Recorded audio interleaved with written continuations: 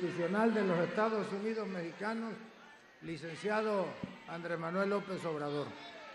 Doctora Beatriz Gutiérrez Müller, personalidades que nos acompañan, señor secretario general, secretario de la Defensa, señor almirante, secretario de Marina, señora secretaria de Energía, señor director general de Petróleos Mexicanos, sean ustedes bienvenidos. No quiero extenderme mucho, solamente darles la más cordial de las bienvenidas a esta tierra. Justo a unos cuantos metros de donde hoy estamos, hace 500 años, con mucha dignidad, los indígenas mayas chontales defendieron su territorio. No fue, como dice una inscripción ahí en la Plaza de las Tres Culturas, ni un triunfo ni una derrota, sino el doloroso nacimiento de lo que hoy es el pueblo mestizo de México. Triunfaron los españoles única y exclusivamente por la superioridad de las armas, pero este pueblo resistió heroicamente el intento de conquista que devino finalmente en una fusión cultural. Y hoy Tabasco le dice al presidente de México que vamos juntos y vamos con usted a encabezar la cuarta transformación nacional desde esta su tierra. Bienvenido, señor presidente. Muchas gracias al licenciado Adán Augusto López Hernández, gobernador constitucional del estado de Tabasco.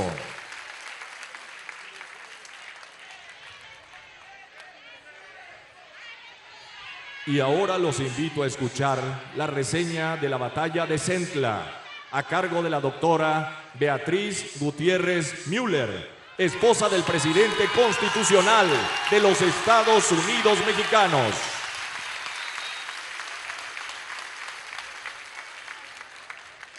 Muy buenas tardes a todas, a todos. Hemos venido aquí a conmemorar este remoto suceso llamado Batalla de Centla. Y justo aquí, en frontera, porque de acuerdo con lo que sabemos hoy, por este río habrían desembarcado los españoles y el encuentro con los chontales de Tabasco terminaría en una ofensiva con muchos muertos. Estamos, pues, conmemorando el 5º centenario de la primera batalla de indígenas mexicanos frente a la armada de Hernán Cortés. Es difícil precisar si este primer enfrentamiento armado ocurrió un 23 o 24 de marzo, pero varios investigadores creen que es muy aproximado en el tiempo que la rendición de los indígenas tabasqueños haya ocurrido el 25 de marzo, es decir, un día como hoy, pero de hace 500 años. Lo relevante, sin embargo, no es el día puntual, sino la profundidad de este acontecimiento. Como es de todos conocido, en 1521 cayó Tenochtitlán y México comenzó un largo periodo colonial de 300 años como virreinato de la Nueva España. Para ello, para reflexionar, es necesario que tomemos de la mano a la memoria y a quienes nos hablaron de esos hechos para comprender qué pasó, por qué y en qué terminó. El antiguo Centla, escrito con S o con Z, era un territorio que estaba bajo el dominio de un cacique llamado Tabasco. De ahí que el nombre de este estado haya terminado castellanizado con el que todos le conocemos hoy, Tabasco. Centla o Centla en náhuatl significa lugar del maíz maduro todavía unido a la mazorca. El dominio maya del señor indígena era fuerte y poderoso en toda la zona, también conocida como Potonchán. Todo alrededor del río Grijalva. Por cierto, este nombre del río fue por Juan de Grijalva, quien ya había incursionado de manera previa en el territorio de Tabasco en 1518, siendo repelido por los pueblos originarios. Antes, del mismo modo, había fracasado en su intento de someter la vecina ciudad de Champotón, Francisco Fernández de Córdoba. Para 1519, Hernán Cortés vivía en Cuba a las órdenes de Diego Velázquez, gobernador de la isla. Sin embargo, ya tenía planes de dejar sus tierras de cultivo ahí para navegar más allá del Caribe. Pidió permiso para concretar futuras rutas comerciales, pero cuando advirtiera que podría haber un territorio más allá, y en efecto estaba nuestra América, la tierra firme, desobedeció a su mando y se adentró a tierras mexicanas con el claro propósito de explorar, poblar y conquistar. Llegó a nuestro país por Cozumel y siguió por la costa del Golfo de México hasta llegar a la desembocadura del río Grijalva, se estima hacia el 20 de marzo de 1519.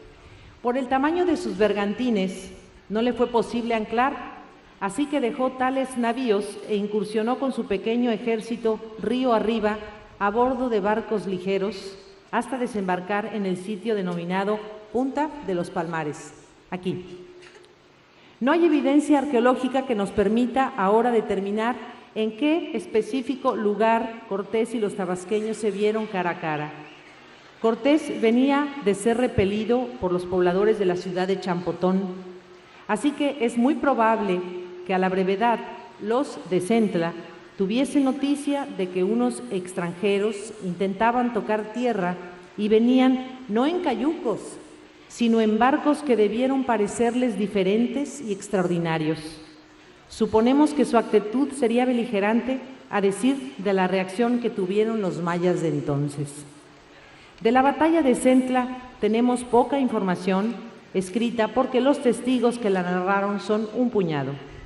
El principal es Bernal Díaz del Castillo, quien legó para siglos su monumental Historia verdadera de la conquista de la Nueva España. Hay también algunas referencias en la conocida como Carta de Veracruz de 1520 y en los memoriales de Andrés de Tapia, Fray Francisco de Aguilar y Bernardino Vázquez de Tapia. No testigos, pero sí contemporáneos a los hechos, otros pocos, sumados a otros historiadores y cronistas como Antonio de Herrera, Francisco López de Gómara, Jovio y más. Pues bien, aquí los hechos que ocurrieron en un resumen. Los soldados y ayudantes de Hernán Cortés eran 400, otros dicen que 500 o hasta 570. Al llegar a Centla, hacia el 20 o 21 de marzo, y al percibir que sus naves no podían anclar por causa de los pantanos, Hernán Cortés envió a Alonso de Ávila con 100 soldados para observar y planear una estrategia de ataque desde tierra. El traductor del castellano al maya era Jerónimo de Aguilar, quien ya tenía algunos años viviendo en la región y sabía la lengua. Luego, la traductora sería Marina o la Malinche, como van a escuchar. Para legalizar el ataque que planeaba, Cortés levantó un acta encargada al escribano Diego de Godoy para dar fe de los hechos. Esto es importante porque la ley de aquel tiempo, practicada en Europa, era la de la guerra justa.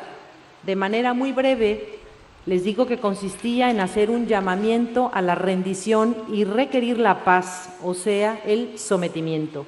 Si no se subordinaban los rebeldes, se establecía la culpa y así se justificaba pues una guerra justa con derecho a la indemnización. Algunos historiadores afirman que la reacción de los chontales fue inmediata. No le aceptaron nada a Aguilar y se embravecían más y más, amenazando con matar a todos los españoles si se atrevían a bajar de sus naves y atacar a su pueblo. Andrés de Tapia y Bernal Díaz, testigos de la Armada de Cortés, así lo escribieron. Según López de Gómara, estaban afirmados en 5 escuadrones de 8,000 soldados cada uno. Según Bernal, no eran 24, sino 12,000 guerreros. Francisco de Aguilar llegó a contar incluso 40,000. Así que Cortés decidió esperar y el 23 o 24 atacó la ciudad de Potonchán. La estrategia de guerra de los indígenas, narrada por Antonio de Solís, consistía en pintar su cara y su cuerpo a manera de parecer espantosos y hacer huir a sus adversarios. Si esto no lo lograban, Seguían gritos al unísono, sin interrupción, que perturbaban a los enemigos. Díaz del Castillo añadió que además de los gritos, intimidaban tañendo trompetillas, tocando tambores, caracoles y atabalejos. Así que Cortés fue recibido en son de guerra y los mayas no aceptaron a los negociadores de Cortés. Como según la guerra justa no hubo rendición de manera verbal, el soldado español planeó el ataque. Según Antonio de Solís, Cortés dejó los 13 bergantines en el mar y a través de barcos pequeños, de bajeles, penetró en medio de los pantanos. Cuentan que tambaleándose en esas aguas, perdió un zapato y así guerreó descalzo de un pie. Mandó bajar de los barcos grandes unos escudos que resistían las flechas, porque los chontales tenían por arma principal el arco, los dardos y las piedras. Comenzó la batalla casi cuerpo a cuerpo. En medio de los pantanos y con aquel ardor beligerante, los chontales se aproximaron en sus canoas a los barquitos españoles. Las flechas eran lanzadas y los españoles las esquivaban si podían. Los españoles tenían en su contra el moverse entre los pantanos y esquivar una gran cantidad de manglares, además de la humedad y el calor tropical, mientras que los indígenas tenían en contra el uso de la pólvora y de las armas que emplearon los españoles, como los falconetes, arcabuces y ballestas, además de las espadas y los 13 o 15 caballos que habían traído de Cuba. Mientras este combate ocurría, Cortés había enviado a Alonso de Ávila a tomar la población que estaba a unos metros. Esta ciudad, según Antonio de Solís, se hallaba fortificada y era redonda. La muralla estaba hecha de troncos de árboles robustos, fijos en la tierra, pero tan apretados que servían para repeler las flechas en caso de agresión. Según Solís, a cada tanto tenían 2 a 3 garitas o castillejos, de manera que estrechaban el paso y servían para controlar las entradas y salidas. Flechas, varas y piedras, tiros de pólvora y cortes de espada en la infantería, solo protegidos por una cota de malla, se producían sin cesar hasta que, según López de Gómara, ya casi derrotados los españoles, apareció un tal Francisco Morla en un caballo rucio picado y arremetió contra los indígenas. Las fuerzas de caballería causaron tal impresión que se arredraron.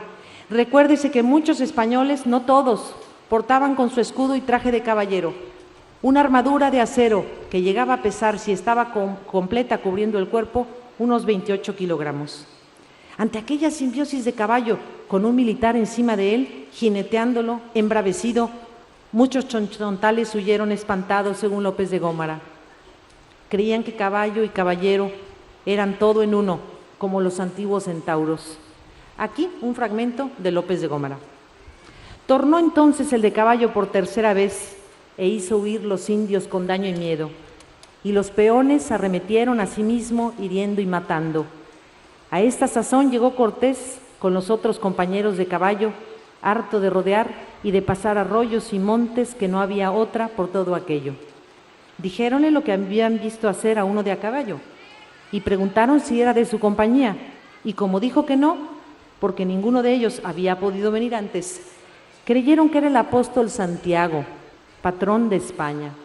Entonces dijo Cortés: adelante, compañeros, que Dios es con nosotros y el glorioso San Pedro.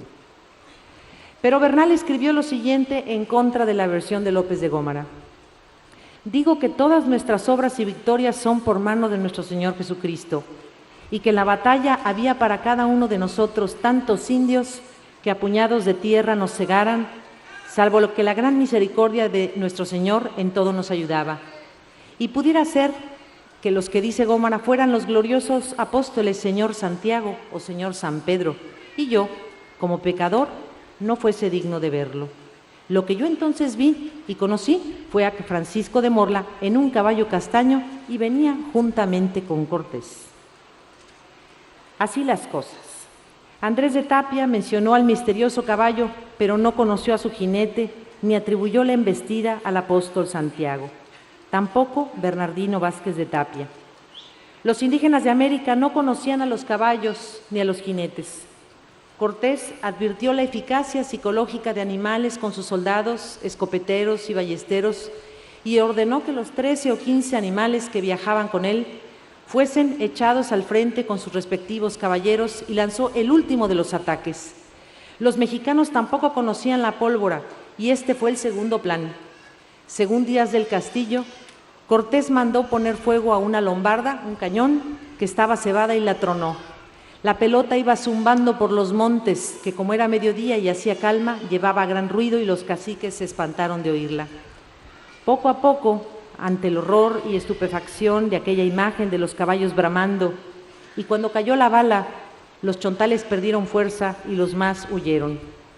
Los muertos del flanco español fueron pocos, 2 o 3 y unos 70 heridos. Del flanco tabasqueño habrían muerto 300 indios o 18, varían cifras, y cientos de heridos.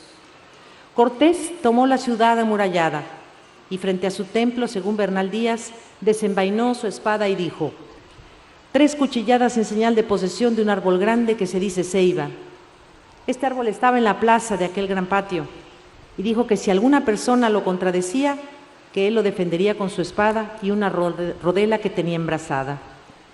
Tras el encuentro armado, hacia el 25 de marzo de 1519, ya conquistado el territorio, la armada de Cortés nombró a esta villa Santa María de la Victoria. Todo parece indicar en la desembocadura del arroyo El Coco y un poco antes de la desembocadura para llegar a Centla. Entre los hechos relevantes que ocurrieron ese día que se pactó la rendición, está el hecho de que Taapsco obsequiara a Cortés a 20 nativas, entre las cuales estaba Malintzin, Marina en español, una mujer que se convertiría en el tiempo en su traductor del maya al náhuatl, la lengua de los mexicanos. Y con ella, por cierto, Hernán Cortés tuvo un hijo, Martín, que nació en 1523. Acérquese. En la guerra todo es posible. Así fue vencido el gobierno de Tabasco.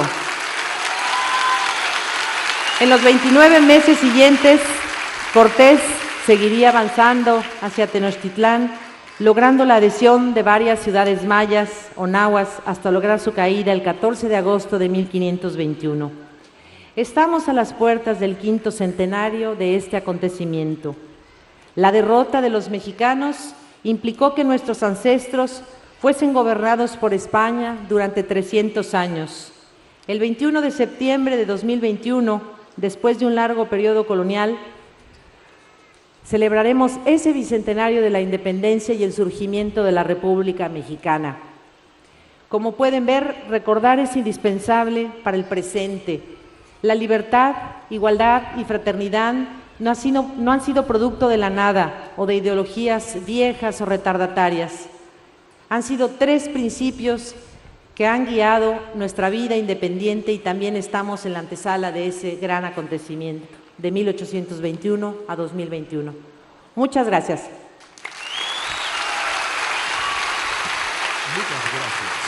Muchas gracias, por supuesto, a la doctora Beatriz Gutiérrez Müller, esposa del presidente constitucional de los Estados Unidos mexicanos.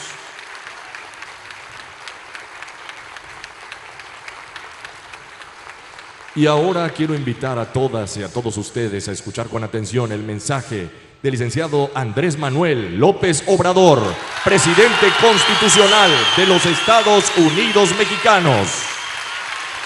Amigas, amigos, paisanas, paisanos, me da mucho gusto estar de nuevo en mi tierra, en mi agua, en este día histórico. Voy a ser breve porque ya Beatriz hizo un buen relato de la batalla de Centla. Además, hay un poco de sol y se dice que breve y bueno, doblemente bueno. Entonces, empiezo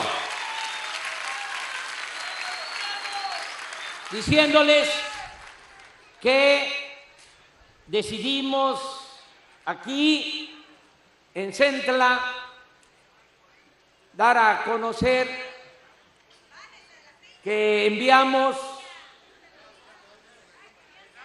cartas tanto al rey de España como al Papa Francisco para invitarlos a que juntos hagamos un relato de lo sucedido desde el inicio de la ocupación de la invasión militar, los 3 siglos de colonia y también los 200 años del México independiente. Que se haga una revisión histórica, sobre todo que se reconozcan los agravios que se cometieron y sufrieron los pueblos originarios, que haga la corona española este reconocimiento y lo mismo la Iglesia Católica, porque no se trató solo del encuentro de 2 culturas, fue, repito, una invasión y se cometieron actos de autoritarismo, de avasallamiento, se asesinaron miles de personas durante todo este periodo, se impuso una cultura, una civilización sobre otra,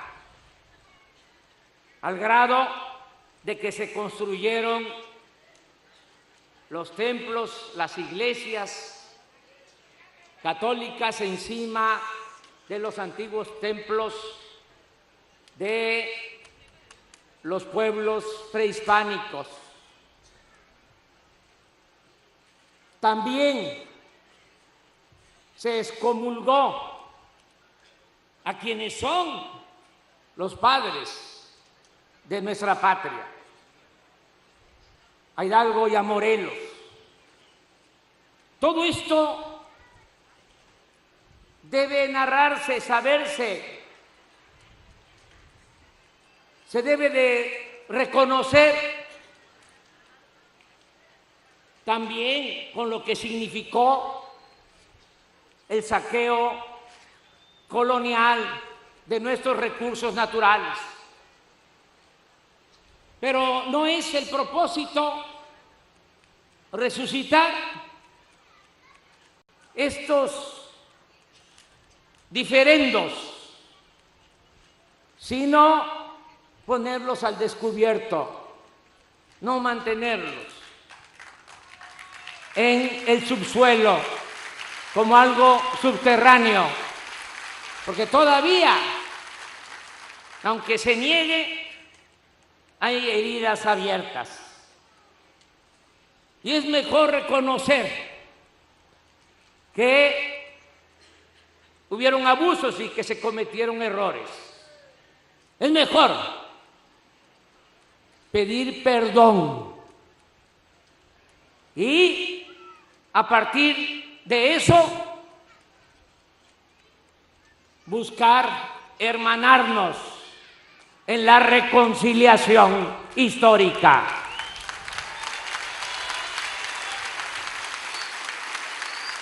Eso es lo que le estamos pidiendo al rey de España, al Papa Francisco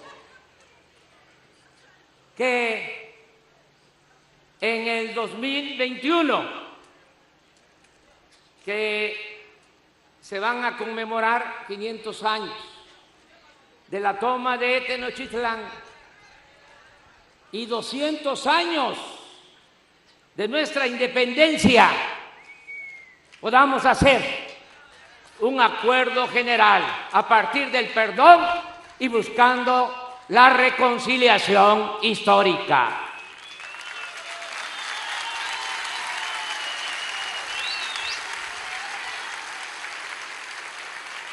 No podríamos nosotros conmemorar los 500 años sin ponernos al corriente con lo que aconteció. Y no solo es que el rey de España y el Papa Francisco, que ya lo ha hecho en otros países, lo hizo en Bolivia, queremos que lo haga también en México. No es nada más que ellos pidan perdón. Yo, en nombre del Estado mexicano, voy también a pedir perdón por los abusos que se cometieron en estos últimos 200 años, sobre todo por la opresión a las comunidades indígenas, a los pueblos originarios. Pedir perdón por el exterminio que hubo de los pueblos yaquis durante el Porfiriato. Pedir perdón por la represión a los pueblos mayas y también pedir perdón porque tanto en el Porfiriato como en la Revolución hubo exterminio de la población china que trabajaba en nuestro país. Miles de chinos asesinados. Todo esto lo vamos a hacer en este año histórico de 2021. Y aquí en Centla se pone de manifiesto y pronto el Consejo para mantener nuestra memoria histórica, para no perder nuestra memoria histórica, va a convocar a un grupo de mexicanos, mujeres y hombres, de todas las expresiones del pensamiento, para que vayan preparando esta acción conjunta que queremos llevar a cabo con España y con la Iglesia Católica. Esto es lo que queríamos manifestar aquí en Centla y por eso estamos con ustedes, paisanas, paisanos. Termino este tema para entrar en otro que tiene que ver con los compromisos de cambio y de transformación para Tabasco y para México. Vengo a decirles que vamos a cumplir todos los compromisos. No les vamos a quedar a deber nada a nuestro pueblo.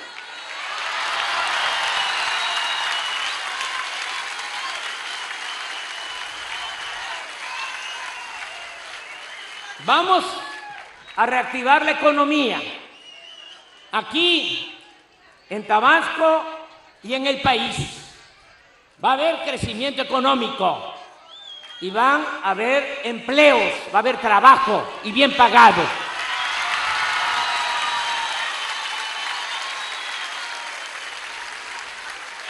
Ya en este litoral del Golfo ya comenzamos, ya se han firmado alrededor del 80% de los contratos para exploración y perforación de pozos petroleros, en tierra y en aguas someras.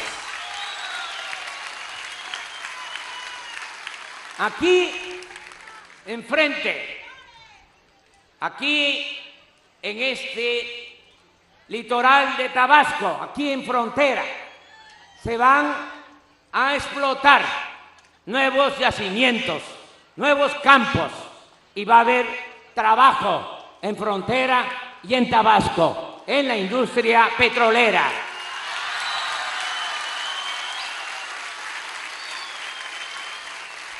Y ya les informo, también se lanzaron las bases para la licitación de la refinería en Dos Bocas, Paraíso, Tabasco.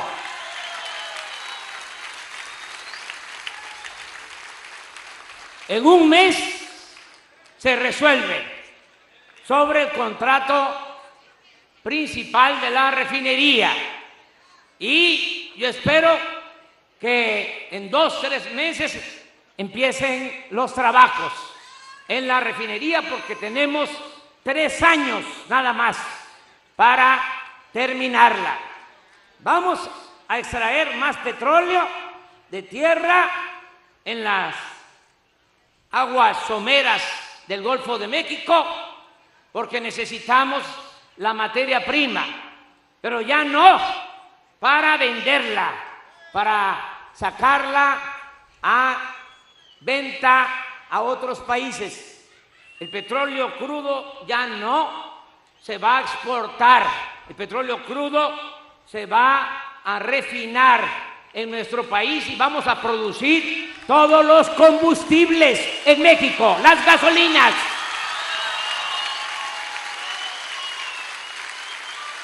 Ese es el plan.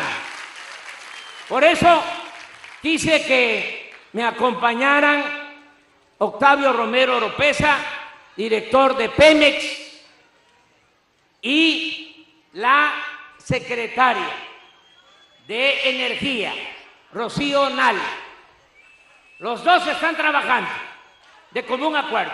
Octavio tiene como tarea extraer petróleo. Nada de que 1.700.000 barriles diarios. No, 2.500.000 barriles diarios. Esa es la meta.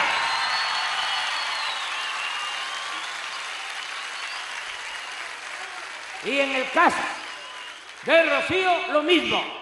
Nada que 6 refinerías que producen 200.000 barriles y consumimos 800.000 barriles de gasolinas diariamente. Estamos comprando 600.000 barriles diarios de gasolinas.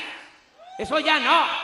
Vamos a rehabilitar, a modernizar las 6 refinerías para que produzcan más del doble, que ahora están nada más produciendo el 35% de su capacidad. Vamos a que produzcan el 90%, el 100% de su capacidad, 500.000 barriles diarios, para que con la nueva refinería de 300.000 barriles diarios, México sea autosuficiente en gasolinas y no tengamos que comprar este combustible en el extranjero.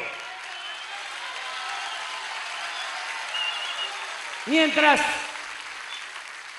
estas acciones se llevan a cabo, va a haber mucho trabajo en Paraíso, en frontera, en Tabasco, en el sureste, porque ya llegó el tiempo del sureste que siempre fue olvidado, pero ahora, como por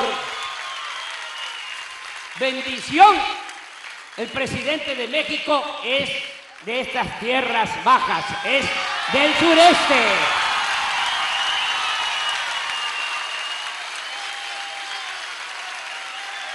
Algunos a lo mejor no lo saben, no está de más decir, pero aquí en frontera nació mi madre, nació Manuelita. Por eso me da mucho gusto estar aquí y decirle a toda la gente que vamos a cumplir todos los compromisos. Ya empezamos con los adultos mayores. Ya no están recibiendo 1.160 pesos, sino 2.550 pesos. Ya es el doble de lo que recibían antes. Y va a haber apoyo para todas las niñas y niños con discapacidad. Y vamos a entregar becas a estudiantes de primaria, de secundaria, todos los estudiantes de preparatoria, los que estudian en la universidad van a tener también su beca, 2.400 pesos mensuales.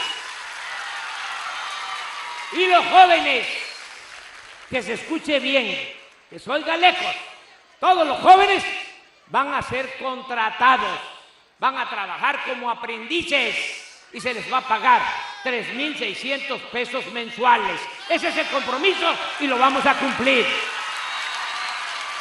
¿Por qué este programa de Jóvenes Construyendo el Futuro? Porque es 1.000.000 de veces mejor tener a los jóvenes trabajando, estudiando, que tenerlos en la calle. Vamos a atender a los jóvenes, nunca más se les va a dar la espalda a los jóvenes.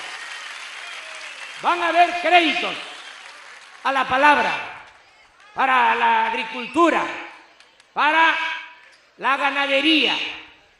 Ya comenzó el programa Sembrando Vidas, 150.000 hectáreas de árboles frutales y maderables. Nada más en Tabasco, más de 50.000 empleos permanentes con ese programa para beneficio del campo. También, aquí les digo, ya comenzó, repito, el programa de crédito ganadero a la palabra, pero estamos elaborando un proyecto especial, sobre todo para esta región de los ríos. Vamos a impulsar una cuenca lechera, porque ya no se puede seguir produciendo la leche en las zonas desérticas, donde no hay agua. ¿Qué es la leche? Fundamentalmente agua. Imagínense estar produciendo leche en la laguna. Por eso se están contaminando los mantos acuíferos en la laguna con problemas ya hasta de arsénico, porque no hay agua. Y nosotros tenemos aquí el Usumacinta y tenemos la vocación productiva.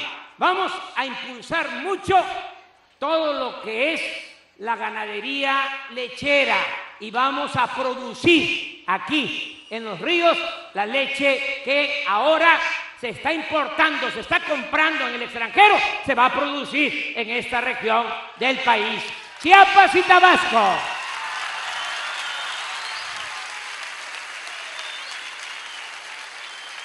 Ya me estoy picando y no puedo hablar más porque me estoy contradiciendo. De que para qué hablar tanto. Nada más decirles, paisanos, que no les voy a fallar. Nunca, jamás. No se preocupen sobre el presupuesto. Va a rendir el presupuesto porque ya se acabó la corrupción. Ya no se tolera la corrupción. Se va a acabar la corrupción y se va a acabar la impunidad para siempre. Me canso, ganso.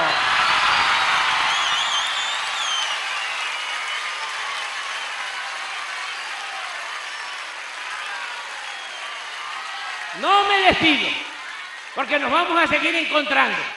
Voy a estar viniendo a Tabasco cada 2, cada 3 veces para evaluar todos los programas. Aquí cuento con el apoyo, con el respaldo de Adán Augusto, un extraordinario gobernador de nuestra tierra. Muchas gracias a campesinos, a obreros, a comerciantes, a pescadores. Muchas gracias a los empresarios que están aquí acompañándonos. Necesitamos la unidad de todo el pueblo para sacar del atraso a Tabasco, sacar del atraso a nuestro querido México. ¡Que viva Tabasco! ¡Viva México! ¡Viva México! ¡Viva México!